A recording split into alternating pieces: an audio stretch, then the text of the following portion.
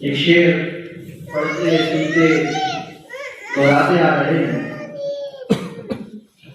न मालूम कितनी दफा किन किन हजरात के लिए शेर को पढ़ा, लिखा, बोला, दोहराया,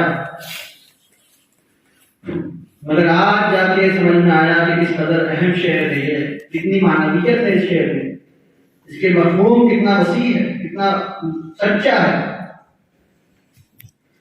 हजारों साल नरगिस अपनी बेनूरी में रोती है, बड़ी मुश्किल से होता है जब हमें दीदार पैदा। मुझे फख्र है अपने तारुफ पर, बड़ा अजीम है मेरा तारुफ, क्योंकि मेरे तारुफ की इब्तिदा और मेरे तारुफ की इंतहा उस शख्सियत के नाम से होती है जो किसी तारुफ का होता है।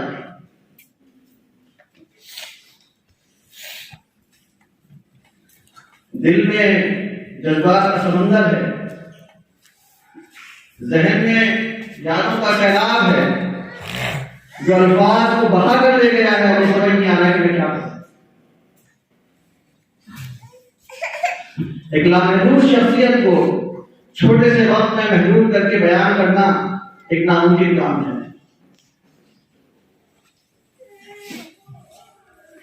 आप बहुत खुशनसीब हैं कि आप जामिया सालिहात में पढ़ती हैं। मैंने हिंदुस्तान और हिंदुस्तान के बाहर बहुत से इदारों में जाने का इत्तेफाक हुआ, दीनी मदारिस में जाने का इत्तेफाक हुआ, दारुल उलूम में देखे हिंदुस्तान में भी, हिंदुस्तान के बाहर भी, मगर शायद जामिया सालिहात की खुसूसियत है और ये कोई इसका खुसूसी एजाज है या इसको कायम करने वालों की खुलूस नियत है। अल्लाह उन सबको करवट करवट पर नसीब करे कि खाब मोहतरम मौलाना अब्दुल मरहूम हो या मेरे नाना मोहतरम जनाब रसूल हुसैन सिद्दीकी साहब हो या वालिद बुजुर्गवार मोहतरम मरहूम मौलाना मोहम्मद यूसुफ इस्लाही साहब, हर शख्स की फिक्र था ये जामिया, इस जामिया की तरक्की, यहाँ की तालिबात की तरक्की, उनकी तालीम का नज़्म, उनकी तरबियत, ये उनके सोच का महवर था। उन्होंने अपनी जिंदगियां खपा दी इस इदारे की तरक्की के लिए, इस इदारे को काबिल अरूज तक पहुंचाने के लिए। क्या खूबसूरत बात अजहर भाई ने कही, अल्लाह खैर दे।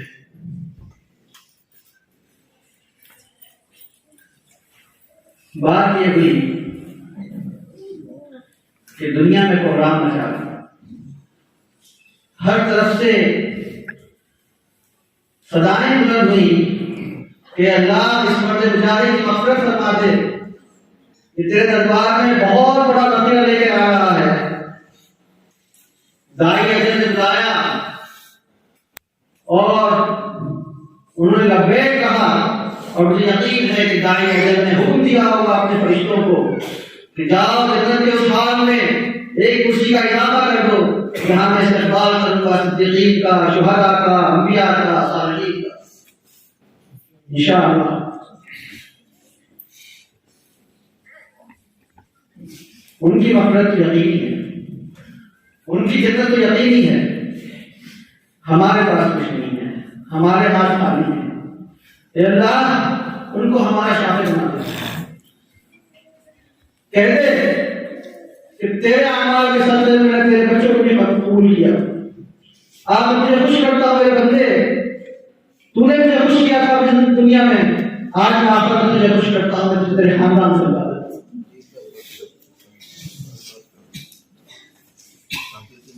अब से 3 साल पहले मेरी वालदा रुखसत हो गई। मेरी वालदा बहुत कीमती शख्स थी, बड़ी कुर्बानियां हैं उनकी। जो किताबें आप पढ़ती हैं, जो किताबें आप देखते हैं, लिखा तो मेरे वालिद ने है, लेकिन तपिश धूप की थी या रात को जून की गर्मी थी। मेरे वालिद मुझे बताते हैं कि माशी कमजोरी थी, घर में लाइट नहीं थी, एक सड़क पे बल्ब था जिसकी रोशनी घर के आंगन वो वहां बैठकर लिखते होते थे और मेरी वालदा पंखा चलती थी ताकि गर्मी से पसीने से ये सूख ना जाए, ये लिखते रहें और ये दावत का काम होता रहे। ये सपोर्ट उनको हासिल थी, इस सपोर्ट ने उनको बहुत दीनी काम करने का मौका दिया। अल्लाह मेरी वालदा को भी करवट करवट नसीब करे और उनको भी उनकी दर्जा बुलंद करे। आज हमसे हमारे वालिद रुखसत हो गए, हम यतीम हो गए। जो उनकी लू के चपेड़े हमें झेलने होंगे, हमें बरसात की मूसलाधार बारिशों में झेलना पड़ेगा, हमें सर्दी के थपेड़े झेलना पड़ेंगे क्योंकि साहिबान सर पे चला गया। अल्लाह हमारी मदद करना, हमारा मुहाफिज बन जाए।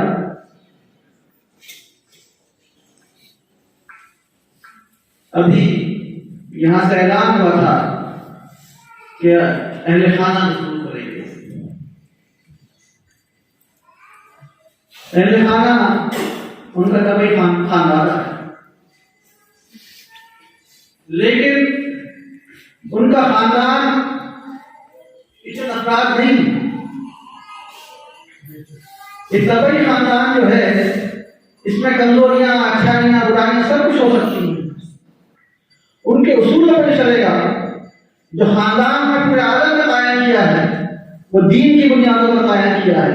और दीन की बुनियादों पर जो खानदान कायम होता है वो मिसाली होता है और आखिरत तक चलता है, आखिरत तक चलता है। ऐसा खानदान बना के गए हैं कि दुनिया में कहां से खून आते हैं। कोई कहता है मेरे बाप थे, कोई कहता है मेरे नाना थे, कोई कहता है मेरे दादा थे, वो दादा कहता था। और कितने लोग हैं उन्होंने ये कहा कि तुम यतीम नहीं हुए, हम यतीम हुए हैं, तुम हमारी ताज़ियत करो, हमारे घर में शरीक हो। अभी अलीगढ़ से एक साहब का फोन आया, वकील ईमान साहब का, कहने लगे कि मैं आपकी ताज़ियत क्या करूं, आप मेरी ताज़ियत करिए। बहुत बड़ा खानवादा बनाया उन्होंने और इस दीन की बुनियाद पर जो खानवादा बनता है वो बड़ा मिसाली होता है, बड़ा पायदार होता है। अल्लाह ताला उनको करवट करवट कर नसीब करे। सीरत का एक सबक इस वक्त मेरे ज़हन में आ रहा है। जब रसूलुल्लाह सल्लल्लाहु अलैहि वसल्लम की बैठक हुई और उन पर वही नाज़िल हुई, इक़रा बिस्मि रब्बिकल लज़ी खलक़, खलक़ल इंसान मिन अलक़, इक़रा व रब्बुकल अकरम, अल्लज़ी अल्लम बिल क़लम, अल्लमल इंसान मा लम यअलम। परेशान हो गए।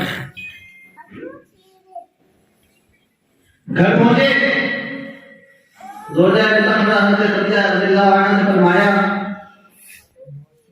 ज़म्मिलूनी ज़म्मिलूनी, मुझे जान का खतरा है, मुझे लपेट लो। दिलासा दिया खदीजा ने,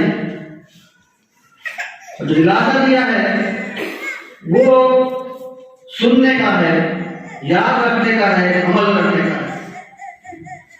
उन्होंने दिलासा दिया कि तुम्हें खुदा गाय नहीं करेगा क्योंकि तुम बेवाओं के काम आते हो, तुम यतीमों के काम आते हो, तुम जरूरतमंदों के मसीहा हो। ये नहीं कहा तुम बड़े नमाजी हो, तुम तो दादा के वहां बैठते हो, अल्लाह को याद करते हो, तुम्हें तो ध्यान करते हो अल्लाह का। ये नहीं कहा। खुदा ना खास्ता मैं उसकी के एहतराम की कमी नहीं कर रहा हूं, लेकिन बताना चाह रहा हूं कि अल्लाह किनको ज़ाहिर नहीं करता, अल्लाह उनको ज़ाहिर नहीं करता जो यतीमों के काम आते हैं, जो बेवाओं के काम आते हैं, जो गरीबों के सहारा बनते हैं, जो वसीया होते हैं जरूरतमंदों का। मेरे बाप भी ऐसे थे, अल्लाह ने उनको वसीया बनाया था। हमारे कितने बच्चे हैं इस मुल्क में या कहां कहां जिनकी तालीम का नमूना किया और वो मुख्तलिफ जगहों पर आज बड़े बड़े कारनामे अंजाम दे रहे हैं। उनकी फीसें जमा की, हमें पता भी नहीं न मालूम कितनों के मसीहा थे, कितनों के कबूसार थे, कितनों के घर की जरूरतें पूरी करते थे, हमें नहीं पता। लेकिन आज मालूम हुआ जब लोगों ने फोन करके बताया कि हमारा ताल्लुक से ऐसा था, हमारा ताल्लुक से था, ये एहसान है उनका, उनका ये एहसान है उनका। अल्लाह ऐसे लोगों को ज़ाहिर नहीं करता, अल्लाह ऐसे लोगों को कबूल करता है, उनकी फजीलात करता है। क्योंकि वो खुद ये चाहता है कि मेरे बंदे की सब कुछ करे।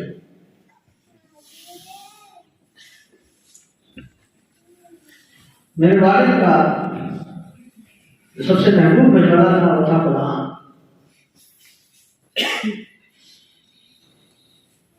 सांस उखड़ रही थी,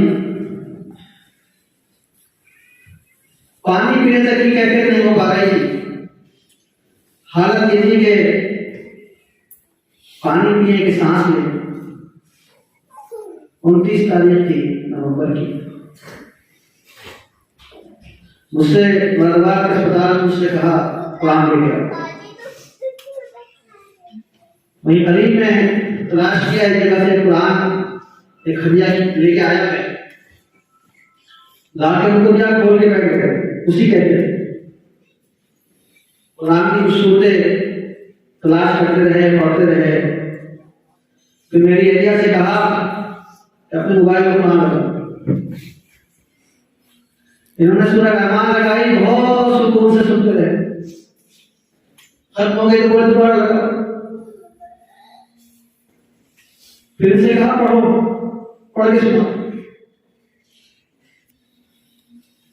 ऐसी कैफियत गोया ऐसा लगता है गोया मजा का वक्त है, लेकिन कुरान से शगफ इस हद तक कि उस वक्त मेरे अल्लाह का कलाम याद आता है कि मैं इसको एक बार और पढ़ूं, इसको एक बार और सुनूं।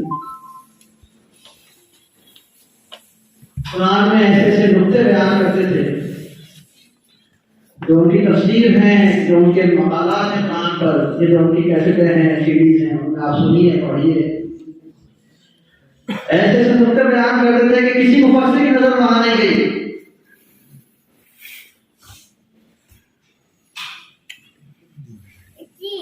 औरत की गवाही के ताल्लुक से कुरान में चंद आयात हैं।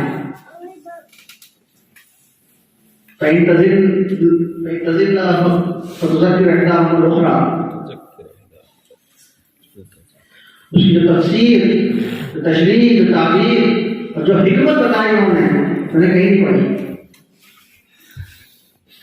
बहुत नुक्ते की बातें सुनी।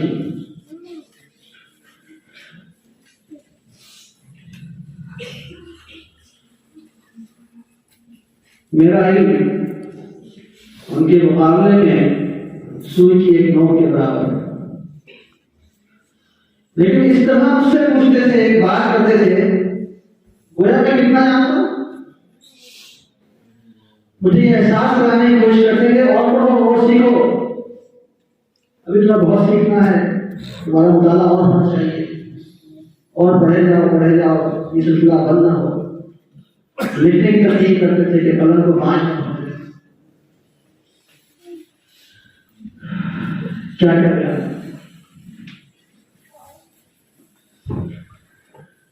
हमारी और हमारे बच्चों की कामयाबियों पर किस तरह खुश होते थे। ऐसा लगता था कि शायद हमने कोई दुनिया में खुश ली है, कोई बहुत बड़ा काम करके आए हैं।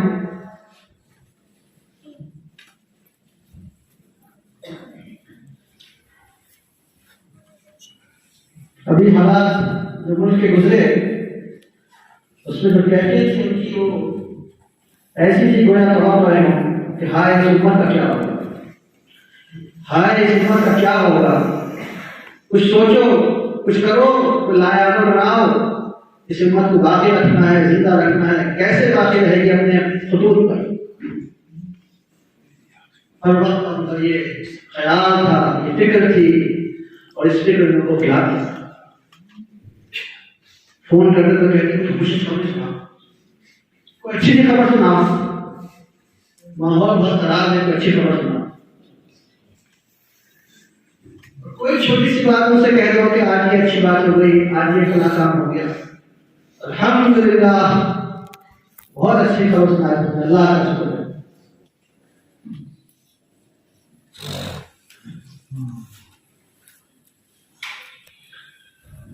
शख्सियतें होती हैं जब वो इदारों से या तंजीमों से वाबस्ता होती हैं तो उनका तारुफ इदारे या तंजीम से जुड़ा होता है। ये दुनिया की अकेली शख्सियत है जो इस सब मामला में इस तरह मुमताज थे कि उन इदारों का और तंजीमों का ताल्लुक उनकी जात से था। जामिया सालिहात इसलिए मौजूद था कि मौलाना यूसुफ इस्लाही साहब उसके नाज़िम आलम हैं। दुनिया के लोग जमात इस्लामी की कदर इसलिए करते थे कि मौलाना यूसुफ इस्लाही मदनी शुरा के रुकन है और वो एक ऐसे आदमी है कि अज़रबैजान की आपको बात यही कि वो एक चेहरे में गुजार गए, एक चेहरे से बदलती अमीर जमात का तो इस सिलसिले में है दोनों जमात को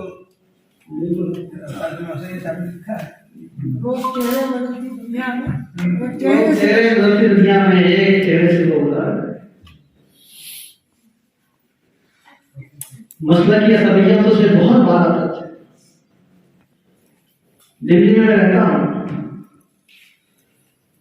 तमाम तंजीमों के अकाबरीन के साथ उठना बैठना होता है।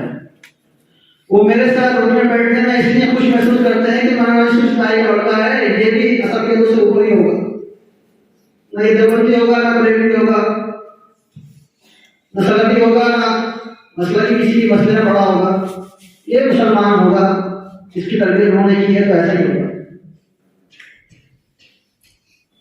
ये उनकी अछूती खूबी थी।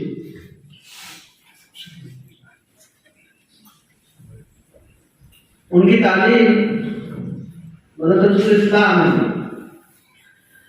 मदरसा इस्लाम की खुसूसियत ये है कि वो कुरान के लिए जाना जाता है। हमीदुद्दीन फ़राई रहमतुल्लाह अलैह की फिक्र पर कायम हुआ, जिसे फिक्र फ़राई के नाम से जाना जाता है। और उसके बाद अख्तर अहसन इस्लाही ने उसको आगे बढ़ाया और मौलाना अख्तर अहसन इस्लाही मरहूम के शागिर्द थे, वालिद मोहतरम बुजुर्गवार मरहूम। इन इस्लाही हजरात में चंद नाम बहुत ही नुमायां हैं। उनमें से एक नाम है मौलाना अख्तर अहसन इस्लाही का, एक नाम है मौलाना अबुलैस इस्लाही साहब का, एक नाम है मौलाना अमीन हसन इस्लाही साहब का तदब्बुर कुरान है, और एक नाम है वालिद मोहतरम जनाब मौलाना यूसुफ इस्लाही साहब का। अल्लाह उन सब पर अपनी रहमत दे। ये तमाम अफराद कुरान के खिदमतगार थे, कुरान की तफसीरें लिखी, कुरान पर बहुत काम किया, लेकिन वालिद मोहतरम इस सब में मुमताज इसलिए हैं कि उन्होंने कुरान का फलसफा पेश किया है, कुरान की दावत पेश की। इन्होंने कुरान के को मौजू बना करके आसान जुबान में दावत पेश करके कुरान की न मालूम कितने भटको वो सीधे रास्ते पर लगा दिया। कल मुझे मालूम हुआ, मैं वाकिफ था, एक प्रोजेक्ट यूएसए में चलता है वाई इस्लाम के नाम से, जिसके चीफ पेट्रोल थे, सरपरस्त आला थे, ये मैं जानता था। लेकिन कल मुझे मालूम हुआ कि इस प्रोजेक्ट की दावें डालने वाले और इस आइडिया का तस्दीक करने वाले अब्बू थे। एक हॉटलाइन है जिसमें लोग सवाल करते हैं, इस्लाम के ताल्लुक से अपनी बातें पूछते हैं, अपने कन्फ्यूजन पूछते हैं, और जब उनको तसल्ली पर जवाब मिलता है तो इस्लाम कबूल करते हैं। कई हजार लोग अब तक मुसलमान हो चुके हैं। इन तमाम लोगों का कबूल इस्लाम और नेकी के रास्ते पर उनका चलना, इस सब जो खाते में जाएगा वो इंशाअल्लाह उनके खाते में जाएगा कि उनका ये आइडिया था। और ये प्रोजेक्ट अल्हम्दुलिल्लाह ऑस्ट्रेलिया में उसी शान के साथ नाफिज हो चुका है।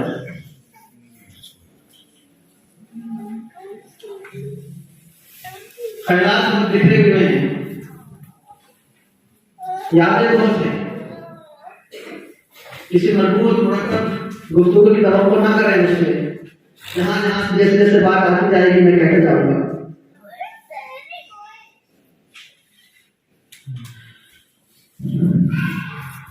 किसी भी तहरीक को कायम करने, उसको चलाने, उसको बनाने, उसको एक मिशन की हैसियत देने में कुछ लोगों का हाथ होता है। उसमें से हैं जो मर्दुम शनास होते हैं, जो ढूंढते हैं कि ऐसे कौन से पोटेंशियल लोग हैं हमारी तंजीम में जो किसी का आराम कर सकते हैं। उसके बाद उनसे ऊपर होते हैं जो मर्दुम साथ होते हैं, जो अपराध साथी करते हैं, जो तरबियत करते हैं, जो ये बताते हैं कि इन पोटेंशियल को बाहर कैसे लाया जाए, सलाहियतों को उजागर कैसे करेंगे, इसको उभारेंगे कैसे। लेकिन बहुत कम लोग होते हैं किसी तंजीम में, तहरीक में, बहुत थोड़े से होते हैं जो ये तय करते हैं कि ये सब काम होगा किस हदूद पर, ये बुनियादें क्या होंगी जिन पर अफराद साजी होगी, अफराद तरबियत होगी। मोहतरम बाबू जान उन लोगों में से थे जिन्होंने वो खतूत मुतय्यन की तरबियत होगी, वो ढांचा बनाया, वो मवाद इकट्ठा किया, वो तरबियत की, वो किताबें लिखी जो मर्दुम साजी करेंगी, जो अफराद साजी करेंगी, ताकि तरक्की कर सके तहरीकें, बाकी रह सके तहरीकें, और वो जिला करें और वो क़यामत तक सिलसिला चलता रहे दीन की इशाअत का, दीन की तबलीग का।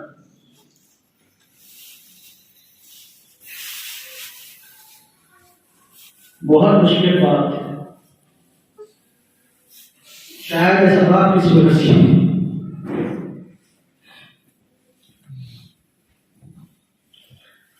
बहुत शर्मिंद बात है। हम बच्चों वाले हो गए, अपने घर के जिम्मेदार हुए, अपने मसाइल में उनसे मशवरा जरूर करते थे, सुबह शाम उनसे बात करते थे, छोटी छोटी चीजों का तस्करा उनसे करते थे। उनकी बात सामने आने पर, उनका मशवरा सामने आने पर दिल को सुकून मिलता था कि तय हो गया था मसला। बहुत सारे मसाइल होते थे जिन पर गुफ्तगू होती थी, लंबी लंबी गुफ्तगू करते थे,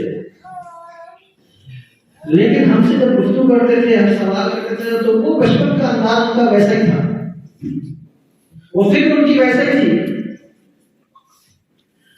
जैसे हम इस्तिगाह से फारिग हो गए, जब बाहर पढ़ने गए, जैसे घर से चलते वक्त हमें जेब खर्च दिया करते थे, वो सिलसिला उनका बाद में रहा, आज तक बाकी अभी भी पूछते थे, परेशानी नहीं की, खर्च की कोई जरूरत नहीं है।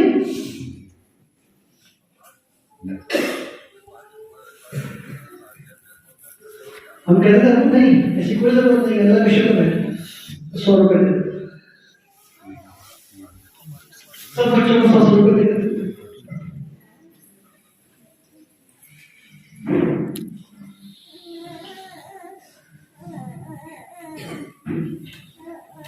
हमें याद है छोटे से हमें उंगली पकड़ने चलना सिखाया, कमजोर थे, साइकिल पर बाजार जाया करते थे, अपनी साइकिल के डंडे में भाग लिया, अपनी पेड़ भाग जा करके अपने कपड़े खुद धो, अपने काम अपने हाथ से करो, खुद भी करो, हमें भी सिखा।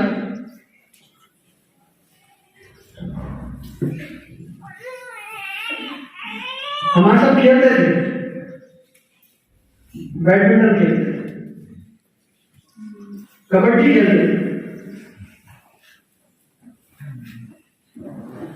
ऐसे खेल जो लड़के खेलते हैं उसमें हमारे साथ शरीक होते, हमारी हौसला अफजाई करते थे, जान निशानी सिखाते थे, आराम करने से नफरत थी, बहुत नफरत थी आराम करने से।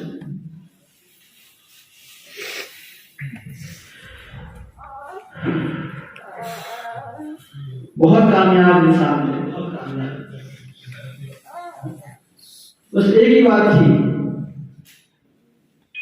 कि वो अपने जो मकाम था उस पर कभी हमें एहसास नहीं कराया कि मैं इतना ऊंचा, हम नागरिकों के बीच थे, वो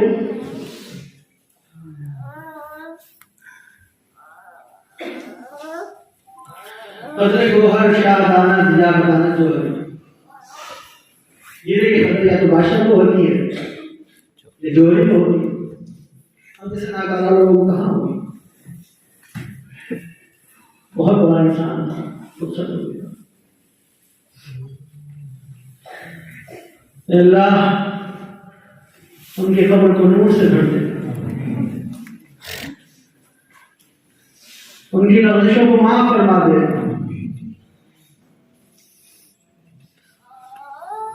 उनको आला यकीन में जगा दे, उनके साथ वो मामला फरमा जिनके बारे में तुमने कहा है मामला आ रही, उनको अपनी नेमतें दे दे, और जो ख्वाब उन्होंने देखे हैं अल्लाह हमें तौफीक दे कि हम उसको जिस लायक भी हैं, जैसे टूटे फूटे भी हैं, हम उसको लेकर चल सकें, उसको लेकर आगे बढ़ सकें। जो हम कर सकते हो हमें करने की तौफीक बख्श दे कि तेरी तौफीक के बगैर हम कुछ नहीं कर सकते, हम बड़े नाकाम हैं। आमीन नबी नस्तईन। मैं दुनिया के मुख्तलिफ मुल्कों से लोगों ने पैगाम भेजे हैं और ये कहा है